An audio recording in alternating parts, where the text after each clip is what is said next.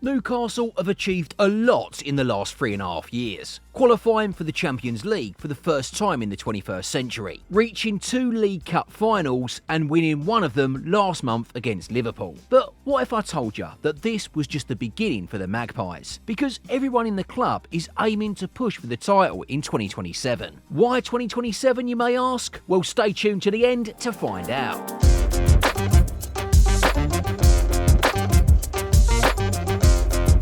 Going back in time to 2021, I suppose many Newcastle fans remember the dark days of the Mike Ashley era with sadness. The Magpies have always been regarded as one of the classic English teams. Yeah, they don't have as many accolades as the best clubs in history, but they've always been there. However, the era since 2007, when Mike Ashley bought the club for £55 million, has become nothing short of a nightmare for supporters. For 14 years, Newcastle didn't just underperform, they stagnated. Ashley refused to invest properly in the team, the facilities and even the future of the club. Transfer windows came and went, and the fans watched as other teams splashed the cash while they tried to secure budget signings. And to put that into perspective, in his nearly 15 years at St James's Park, Ashley's net spending didn't even reach £150 million. I don't know if you understand how crazy that is, but that's less than £10 million a year. Yeah, of course, the money they took in from transfers is quite high, £356 million, compared to the money they spent, £486. But those figures are extremely low for a club with Newcastle's ambitions, and even more so for a Premier League side. For comparison, let's look at a club similar to Newcastle in terms of stature and legacy. Let's pick West Ham, for example. Well, over the same period, West Ham have spent almost £200 million more than the Magpies on new players, 660, which really goes to show how badly the club have been managed over that period. So it's no surprise that their best finish in the Premier League during that time was 5th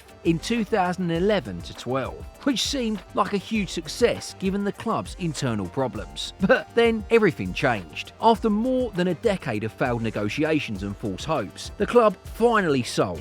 The Public Investment Fund of Saudi Arabia completed a £305 million takeover. Newcastle were no longer struggling. They had instantly become the richest club in world football. Yep, just like that. From fighting for their top flight status to becoming the most financially powerful club in the world.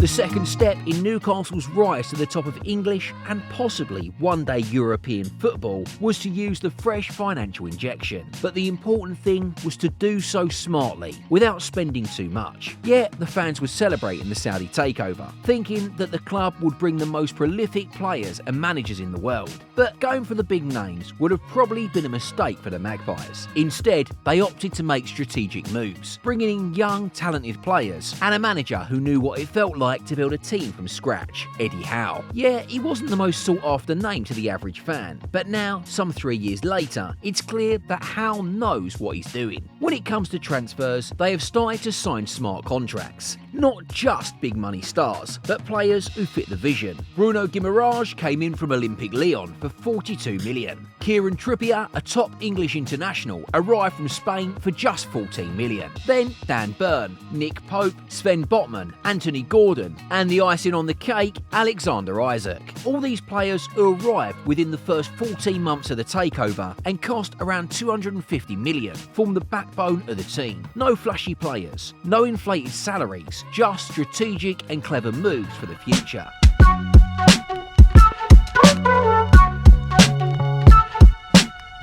As you can tell, it's extremely difficult to change the mindset of a team that's used to fighting relegation or, at best, finishing in the top half of the table. Yeah, that's been the pride of the last half-decade of Ashley's ownership. However, it's fair to say that Howe has done an excellent job with the task at hand, and he showed signs of doing so in one of his first press conferences. To put things in perspective, Eddie Howe arrived a few weeks after the takeover was complete. At the time, Newcastle were digging deeper and deeper, as they were last in the Premier League League 12 games prior to Eddie Howe's arrival. In his first 2 games in charge, Newcastle lost to Arsenal and drew with Norwich. But more worryingly, the Magpies were on the verge of breaking a shameful record, starting a Premier League season without winning any of their opening 15 games. As fate would have it, no team in the history of the Premier League has ever survived relegation after failing to win their opening 14 games. And to add to the drama, Newcastle were 1 game away from doing so when they hosted Burnley in early December 2021.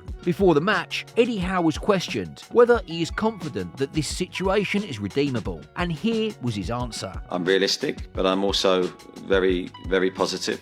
If no team has done it, there's a reason why they haven't done it. But why not be the first? That's always been my mindset. Why not change history? And, well, Newcastle broke the odds by beating Burnley 1-0. Then they went on to win 11 more matches, finishing with the absolutely unthinkable 45 points, and finishing well above the relegation zone, 12th at the end of the 2021-22 Premier League season. And it was all down to Eddie Howe and his strong mentality in the face of a tense situation at the club.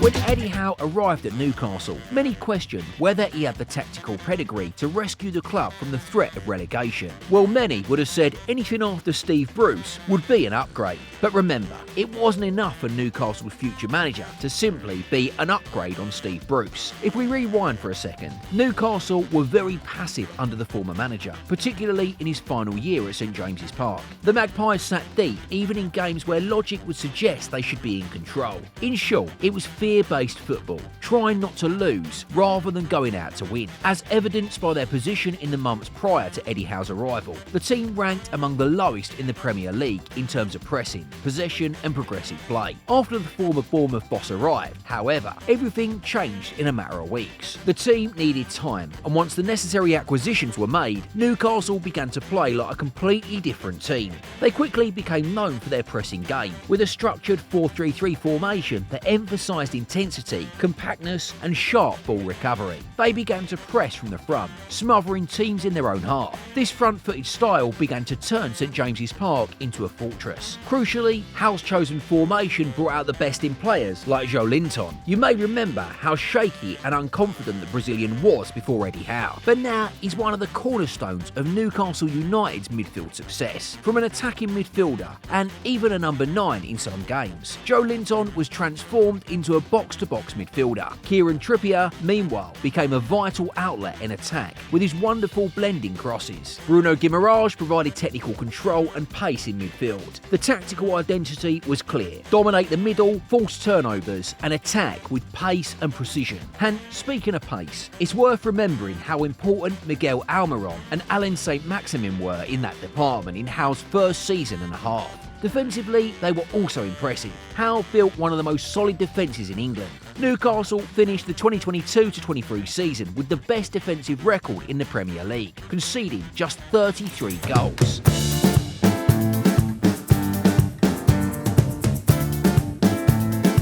Yeah, step number 5 in Newcastle's Masterplan is focused on the future. Looking back over the last 3.5 years, it's fair to say that the Magpies' improvement has been sensational. Aston Villa are probably the only other English club to have matched Newcastle's progress. But the difference is that Newcastle have won a trophy, played in 2 finals, and are now much closer to the Champions League places than Aston Villa. The big question for Newcastle supporters, however, is when will the Magpies' rise allow them to challenge for the Premier League title? This is a question with many possible answers, but let me put it this way: next season will come a little sooner for Newcastle, but 2026-27 is actually a pretty realistic target for Eddie Howe and the board. And guess what? Newcastle's last top-flight title was won in 1927, which puts a lot of pressure on players if they want to make history and win their first English title exactly 100 years later. For that to happen, however, they need to keep their best players, especially Alexander Isak, who is being touted by a number of European giants Lions. So, in conclusion, the formula for Newcastle's future success is to change the mentality again.